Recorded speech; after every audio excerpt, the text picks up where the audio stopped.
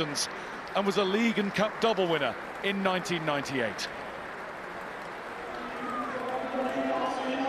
On this weekend especially, it's worth noting that the Premier League is a marathon, not a sprint, until you're near the end. And in the next two games, Arsenal have the chance to kick on and once again create some distance from their only race rival. They start today with the team showing one change from last week's defeat at Manchester City, with Ben White recalled at right back in place of Christian Mosquera. And big news on the bench, with Bukayo Saka back in the squad after 5 games out injured. For Newcastle, and right now struggling Newcastle, 5 differences from last week at home to Bournemouth, a 4th defeat in a row. The main headlines are Bruno Guimaraes starting for the first time since the 10th of February, and Nick Pope regains his place in goal from Aaron Ramsdale. Arsenal kick off a Premier League game off the top for the first time since the start of October. We've got the chance today to immediately return to the summit, and it's a chance that you would think they simply have to take. And it is Newcastle who are getting into forward gear first and earliest, only for Will Osula to miss his kick completely. That was a chance. Osula seemed to be struggling to properly find his stride as he looked to get his composure right for the finish. He never did. Here's Zubimendi, who's been dispossessed there, and here's Tonali. Tonali to Bruno Guimaraes. Bruno's got a chance here, but if anything, he's hit it too hard. Newcastle are battling. They have made the brightest start to this evening's game, showing that they've got some scrap left in them after what was threatening and what is still threatening to be a rather dismal end to a season that promised so much. Here's Madueke, that's a good ball in. And the corner for Arsenal spells danger for Newcastle. Noni Madueke to deliver. To Martin Odegaard, who makes himself available short. Odegaard to Eze, it might work. Eze, not bad, but not close enough. Not as close as his wonderful curling effort at the Etihad last week, which struck the inside of a post. But it's a sighter for Eberechi Eze. Falls for Madueke. Madueke is going to get onto that ahead of Botman. Super recovery challenge from Malik Chow. Puts it behind for another Arsenal corner. They keep on coming now. Arsenal have the Saka factor again, if needed. Something different from Arsenal. Havertz. Eze! Brilliant! What a strike that is! Well, there we go. That first one was a sighter. What a routine. Dragged Newcastle all over the place. Odegaard with the late run.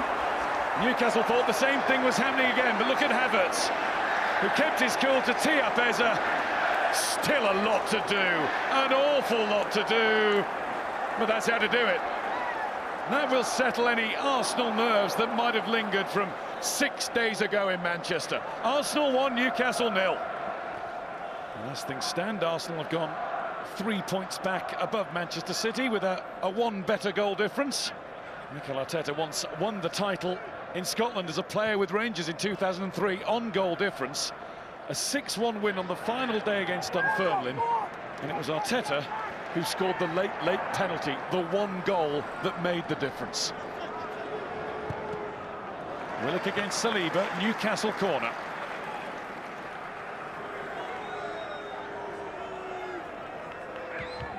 He's making his presence felt more or less on the goal line. Raya won't go for that one. It wouldn't fall for a Newcastle player. Ramsey hooks it back in. It's Rice. Tonali. Tonali from distance. Nearly caught Raya out. Brilliant reactions from the Arsenal goalkeeper. And it's the speed of the movement of the feet that's most impressive there. Good save, big save. Kai Havertz is needing some treatment. What a horrible time of it in general Kai Havertz has had this season. Out from August to December with a knee injury. Only really just starting to get back in as a regular and find some sort of rhythm. But I think his day's done. So Newcastle not just battling Arsenal though, they're battling history. Only one win in their last 21 Premier League games away to the Gunners. That was back in 2010. No win in their last 13, taking only a point and scoring only one goal. And an Arsenal problem again, Everett Chiesa. Looks as though it might be more serious than Eze's initial expression suggests. And Thomas Tuchel's worried. There's a player he wouldn't want to miss out on in the summer.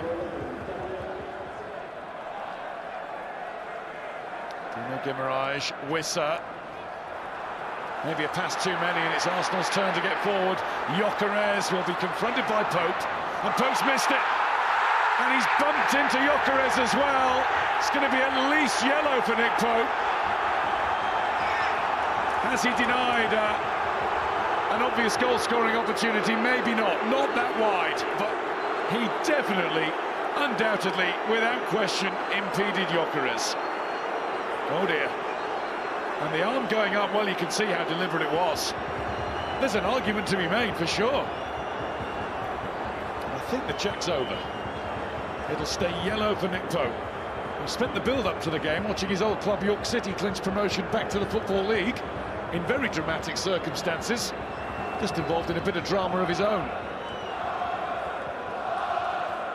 Chow.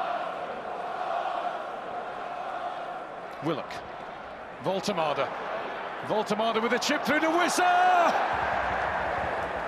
It absolutely won't get better than that for Newcastle today. The two subs, bought to score goals, but haven't got nearly enough of them.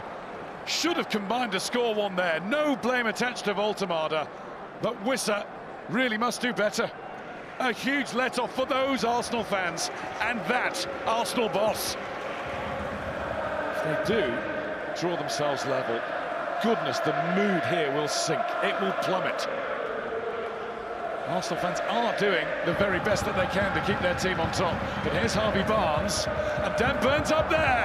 The header is straight at Raya.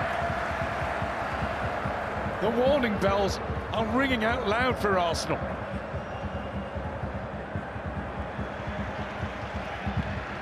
Whew. He's got a whole lifetime of this ahead of him. Take it from me, today it gets worse. Saka.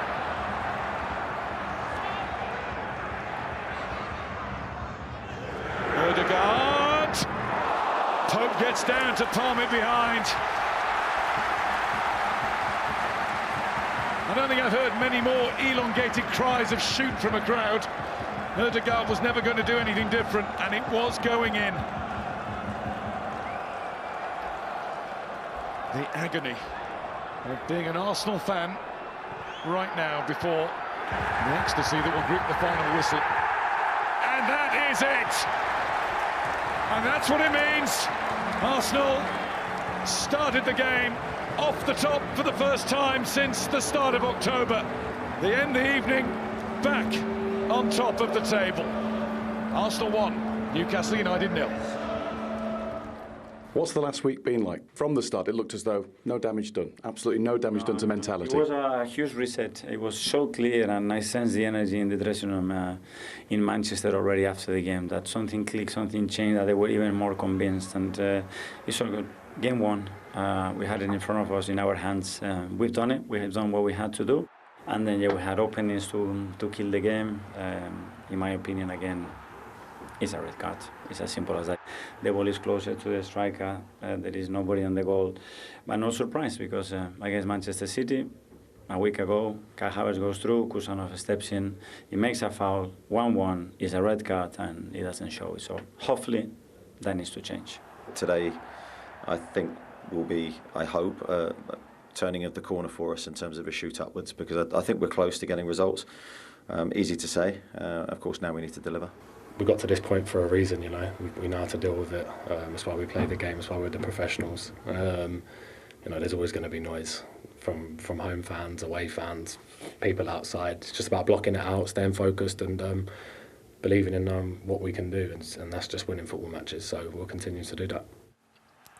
We'll add to that noise in a little while when we come on to the time race. But as far as the game itself is concerned, like, back to the old set pieces discussion. But these were slightly different, and Newcastle didn't react. Yeah, I think we all know how dominant Arsenal are on set pieces. 17 goals scored already, but previously only took 6 short corners, and that was the difference today. That got them the winning goal. And I think for me it was so interesting, chappers, in terms of Newcastle's set-up. 11 players in the box, physical profiles, they're very strong on set pieces, but Arsenal test them with a shorter corner with Odegaard, Havertz, White and Eze. Doesn't really come off this one, but Eze is free on the edge of the box, so a little bit of a warning sign for Newcastle. Still the same setup, Odegaard makes the same run. White and Havertz occupy the same spaces, but it gives Sven Botman a real problem of who to go to. The ball goes to Havertz, he can't get there in time, and you've got Eze, who's so prolific on the edge of the box. And from this angle, this is a brilliant finish. I think he scored the most goals outside the box since 2022, and you can just see his quality. And I think Newcastle were very slow to react, but that's a really well-worked corner from Arsenal's point of view. Is that this is how we've been told to defend at corners? We're not going to react to what we're seeing. A little bit, because there was a couple of warnings. We didn't show all of them, and Eze is sitting on the edge of the box. And this is quite a prolific player, by the way, to give him that time and space. And there was 2 deliveries before. He's handling the expectation of being at that big club perfectly, beautifully. He's loving the moment, and his quality, his technique, and execution there was first class in a difficult moment for Arsenal. He went off and Havertz went off. Both muscle injuries that are going to be reassessed is what we were told. They looked OK post-match. The positive is that they had Saka back. Look, they haven't had that much consistency amongst their front four, even in their midfield three sometimes. But if they get Saka and Odegaard back, that's a key for you. Saka's really important, and there's been lots of changes in that front four, lots of changes in the 10. The right-hand side of the pitch has disappeared to an extent, but Saka coming back is good news for the team.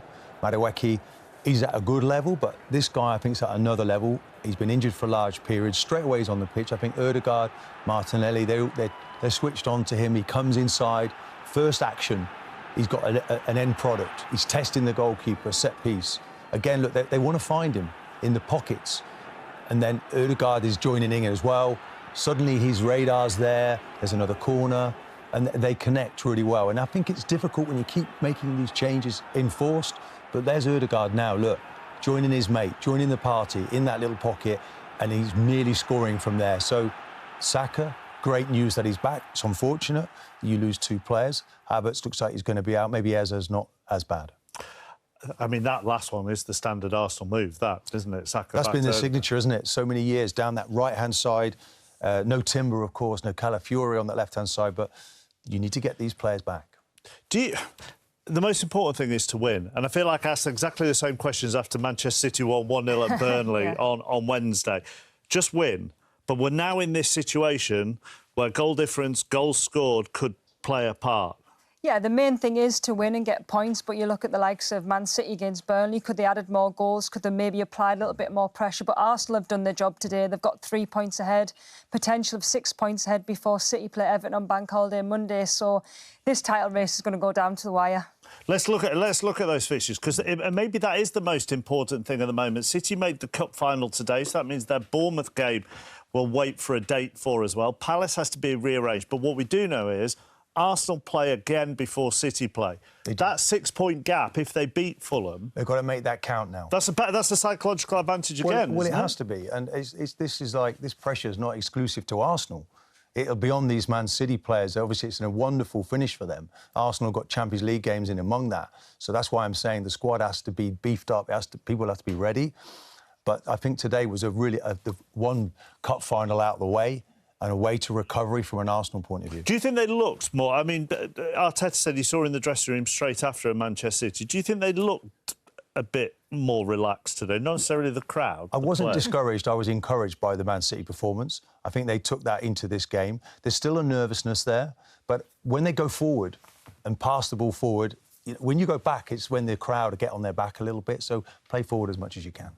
There was a nervousness in the office from someone, wasn't there? It was this afternoon, to be honest. We got there in the end, though. We got there in the end. Well, not all together. To the bottom now.